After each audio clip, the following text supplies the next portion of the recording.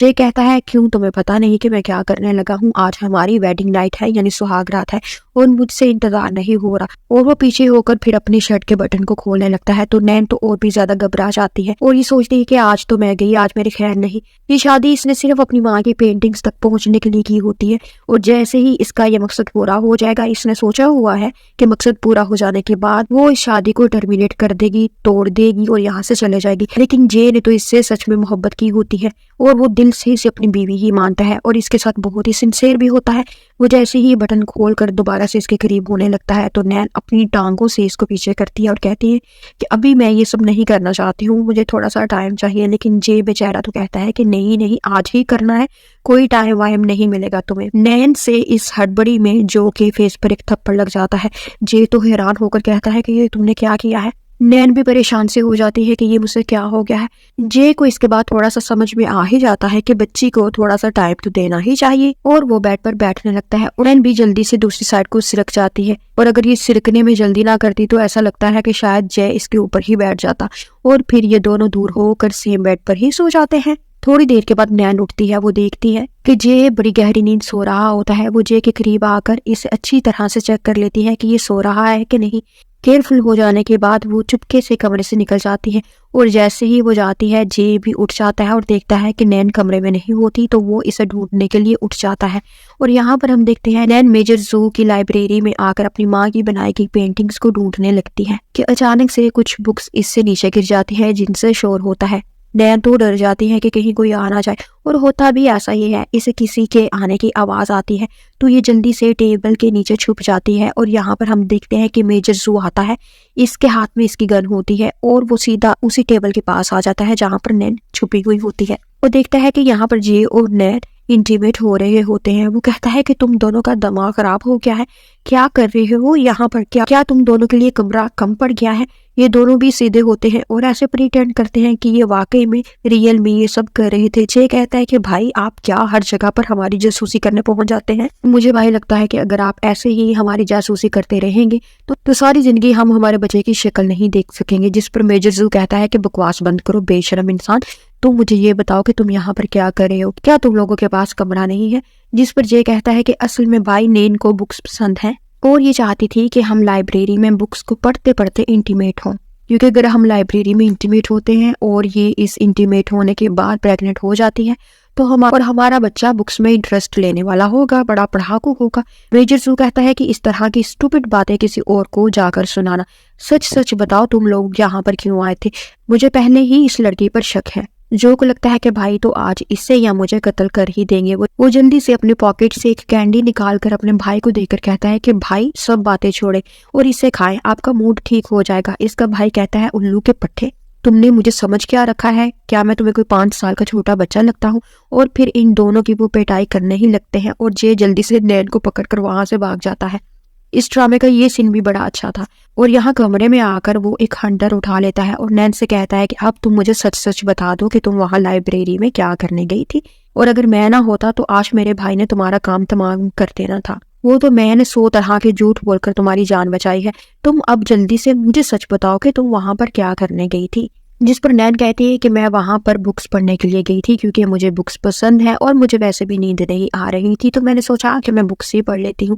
जे इसके पास होते हुए कहता है कि मैंने कहा ना मुझे सच बताओ वरना तुम्हारी खैर नहीं। वो इसे फिंगर से रोकते हुए कहती है कि जो भी है सच ही तो है, मैं बता तो रही हूँ, यकीन करना है करो, तो नहीं करना तो ना करो। जिस पर जे इसके और भी करीब होते हुए पूछता है कि तुम क्या समझती हो कि जैसे मैंने अपने भाई को बेवकूफ बनाया है तुम मुझे वैसे बेवकूफ बना सकती हो। नैन इसे हाथ से थोड़ा सा पीछे करते हुए कहती है कि मुझे तुम्हारी नीयत ठीक नहीं लग रही। तुम इस छोटी सी बात का बतंगड़ बनाकर मुझसे जबरदस्ती करना चाहते हो, जबरदस्ती इंटीमेट होना चाहते हो। जिस पर जे कहता है ये तो तुमने ठीक ही समझा और फिर से इसको किस करने लगता है और इसे पुश करके बेड पर गिरा लेता है। नैन रोने लग जाती है। वो कहता है कि क्या हो गया है, रो क्यों रही हो। वो कहती है क्योंकि तुम मुझसे जबरदस्ती करना चाहते हो। मैंने कितनी बार तुम्हें बोला है कि मुझे थोड़ा सा टाइम चाहिए। अभी अभी मेरी तुमसे शादी हुई है और जिन हालातों में मेरी तुमसे शादी हुई है मैं मेंटली प्रिपेयर नहीं थी, इसलिए मुझे थोड़ा सा टाइम चाहिए। लेकिन तुम तो इस बात को समझ ही नहीं रहे हो। मैं इतनी जल्दी कैसे तुम्हारे साथ फिजिकल हो सकती हूँ और तुम्हें तो हर वक्त किस करने की ही पड़ी हुई होती है। जिस पर जय कहता है ठीक है मेरी माँ, अब रोना बंद करो, जैसे तुम चाहोगी वैसे ही होगा। अगर तुम नहीं चाहती कि मैं तुम्हें टच करूँ तो ठीक है, नहीं करूंगा। और अब खुद ही बता दो कि मैं कहाँ पर सोऊं। जिस पर नैनी से इशारा करके कहती है कि सोफे पर। वो कहता है ठीक है, और सोफे की तरफ जाते जाते वो इसके फेस पर यानी चिक पर किस कर ही लेता है। नैन तो चौंक जाती है और इसे देखने लगती है, जिस पर वो कहता है कि चलो लिप्स पर नहीं तो चिक पर तो मैं अपना हक रखता ही हूँ।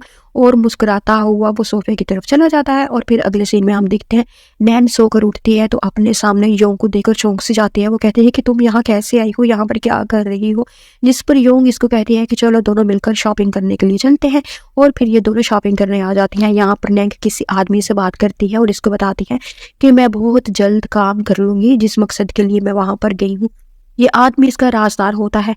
यहाँ पर हम देखते हैं नैन की सौतेली बहन और इसकी सौतेली माँ भी वहां पर आ जाते हैं और वो नैन को देखकर कहती है कि तुम्हारी इतनी औकात कैसे हुई कि तुम इतने महंगे शॉपिंग मॉल में आ सको। नैन कहती है कि औकात का तो पता नहीं, लेकिन इतना जरूर मुझे पता है कि जो मेरा है वो तुम्हारा कभी नहीं हो सकता। जिस पर फिर वो कहती है ये बात है तो देखो फिर जो आज हम बाय कर सकते हैं वो तुम कभी नहीं बाय कर सकती, बल्कि तुम उसके बारे में सोच भी नहीं सकती हो, अफोर्ड ही नहीं कर सकती तुम जो हम बाय कर सकते हैं। और सिर्फ नैन से जिद के चक्कर में वो वहां पर पड़ी हुई हर चीज ही बाय कर लेती है। और जब पेमेंट करने की बारी आती है तो इनके पास तो इतने पैसे ही नहीं होते। और फिर इन दोनों माँ बेटी का वहां पर अच्छा खासा मजाक बन जाता है। और इनकी ऐसी शर्मिंदा सी हालत देखकर नैन भी मुस्कुराने लगती है। और फिर जब योंग और नैन घर वापस आती है तो टिंग और मेजर जू की बीवी इन दोनों की इंसल्ट करने लगती है। योंग तो इन दोनों को नजरअंदाज करते हुए ऊपर चले जाती है और नैन इनके हाथ लग जाती है। ये कहते हैं तुम भी क्या सोच रही होगी कि कहाँ तुम और कहाँ हम लोग, तुम्हारी जैसे को तो हम अपने घरों में काम करने के लिए रखते हैं और तुम यहाँ पर घर की मालकन बनकर रह रही हो। ये तो जी की बेवकूफ़ी है कि उसने तुम जैसी लड़की से शादी की, वरना तुमसे शादी करना तो दूर की बात, तुम्हारी तो शक्ल भी हम जैसे लोग देखना गवारा नहीं करते। और अब ये बातें हो ही रही होती है कि वहां पर जिजो आ जाती है। जिजो असल में जियो के बचपन की दोस्त होती है और वो इसे बचपन से ही बहुत ही लाइक किया करती थी। और वो अब्रॉड पढ़ने के लिए चले जाती है, हायर स्टडी के लिए चले जाती है क्योंकि इसको डॉक्टर बनना होता है। और यहाँ पर जे शादी कर चुका होता है। टिम और मिसेस जू इससे बड़े अच्छे तरीके से वेलकम करते हैं और इसकी और जे की दोस्ती की बातें करने लगते हैं। जबकि लूजी बार बार नीन की तरफ देख रही होती है। वो समझ आती है कि जो की वाइफ ये ही होगी। तभी जे भी वहां पर आ जाता है और ये भाग कर इसकी तरफ जाती है और इसे हग कर लेती है। तभी मेजर जू भी वहां पर आ जाता है और लूजी से बहुत ही अच्छे तरीके से मिलता है और नैन को कहता है कि जे की शादी तो लूजी जैसी कैपेबल लड़की से होना थी, तुम पता नहीं कहाँ से बीच में आ गई। जिस पर नैन गुस्से में आकर कहती है कि किसने रोका है, अभी करवा दे इसकी शादी जे के साथ, मैंने तो कोई पाबंदी नहीं लगाई हुई। इसकी इस बात पर जे इसे बाजू से पकड़कर घसीटता हुआ कमरे में लेकर आता है और पूछता है कि ये क्या बकवास कर रही थी तुम नीचे सबके सामने। जिस पर वो कहती है तो मैंने कौन सी गलत बात की है, तुम्हारे घर वाले तुम्हारी शादी लूजो से करवाना चाहते हैं और मैंने तुम दोनों की क्लोजनेस भी देखी है, इसीलिए तो मैंने कहा है कि मैं कुबाब में हड्डी नहीं बनना चाहती हूँ। तुम दोनों शादी करना चाहते हो तो कर लो, और वैसे भी हम दोनों के बीच में ऐसा कोई रिश्ता है ही नहीं। और वो ये कहकर वहां से जाने लगती है। जे इसका हाथ पकड़कर इसको रोक लेता है और इसे गोद में उठा लेता है और फिर इसे लेकर सोफे पर बैठ जाता है और इसे बच्चों की तरह इसने अपनी गोद में उठाया हुआ होता है। वो इसको कहता है तुम कैसे सोच सकती हो कि मैं तुम्हें छोड़कर किसी और से शादी करूंगा, और तुम आज शॉपिंग पर गई थी तो तुमने क्या बाय किया। वो कहती है कि हाँ मैं शॉपिंग पर गई थी और मैंने अपनी ग्रैंड माँ की बर्थडे के लिए उनके लिए एक स्कार्फ बाय किया है और वो भी मैंने अपने पैसों से बाय किया है। मैंने तुम्हारे पैसे या तुम्हारा नाम भी शॉपिंग के लिए इस्तेमाल नहीं किया और ना ही मैं आगे करूंगी। जिस पर गुस्सा होकर जे इसे नीचे गिरा देता है और कहता है कि क्या मैंने तुम्हें मना किया है, तुम इतना एटीट्यूड क्यों दिखा रही हो। और फिर दोबारा से इसको पकड़कर उठाकर बेड पर लाकर फेंक देता है और इसके करीब आकर इससे कहता है कि तुम जानती हो कि मैं कितनी तकलीफ से गुजर रहा हूँ, सिर्फ इसलिए कि शादीशुदा हो जाने के बावजूद भी मेरा हक नहीं है कि मैं तुम्हें टच कर सकूं। तुम मुझे अपने करीब नहीं आने दे रही हो और शायद मैं पहला आदमी होऊंगा जो अपनी बीवी से शादी हो जाने के बावजूद भी अपनी डिमांड्स को पूरा नहीं कर रहा। लेकिन फिर भी तुम मुझसे खुश नहीं हो, तुम चाहती क्या हो। नैन आंखें फाड़े फाड़े इसकी सारी बातें सुन रही होती है। तभी दरवाजे पर कोई नॉक करता है। इन्हीं जोप होती है। जे दरवाजा खोलता है, इसके लिप पर लिपस्टिक लगी हुई होती है और फिर नैन भी दरवाजे पर आ जाती है। इसके बटन भी खुले हुए होते हैं। ये देखकर लीजुप ऑकवर्ड सा फील करती है। ये दोनों जानबूझकर ऐसे हुलिये में इसके सामने आए हुए होते हैं क्योंकि वो प्रिटेंड करना चाहते थे कि सबको पता चले कि इन दोनों के बीच में सब कुछ नॉर्मल है और किसी को इन पर शक ना हो। इन दोनों को ऐसी हालत में देखकर ली ज़ोब को लगता है कि ये दोनों इंटीमेट हो रहे थे। वो फिर जे से कहती है कि मैं जा रही हूँ, मैं बस तुमसे आखिरी बार मिलने के लिए आई थी, और इसे एक गुड बाय नोट देती है और कहती है कि मैं तुम दोनों का प्यार देख चुकी हूँ और मैं नहीं चाहती हूँ कि तुम दोनों का प्यार बसा बसाया घर मेरी वजह से किसी मिसअंडरस्टैंडिंग का शिकार हो। और वो वहां से चले जाती है। जे तो इसके एटीट्यूड से बहुत ही रिलैक्स हो जाता है और इसको खुशी खुशी जाता देखता है। इसके बाद हम देखते हैं नेक्स्ट डे जे किसी काम के लिए बाहर जा रहा होता है। वो अपने सेक्रेटरी